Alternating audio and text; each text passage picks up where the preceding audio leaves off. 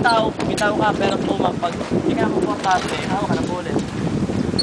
Ma'am, straight po yung paa, ma'am. Sige, ma'am. Sige, ma'am, upo po kayo. Upo po kayo. Sige, upo kayo. Dito lang hawak. Straight po yung paa. Straight po yung paa. Tayo ka po. Sige po, iunat mo po yung paa mo. Iunat mo. Unat to. Taas yung paa, straight. Yan. Ready, ma'am? Yes. 1, 2.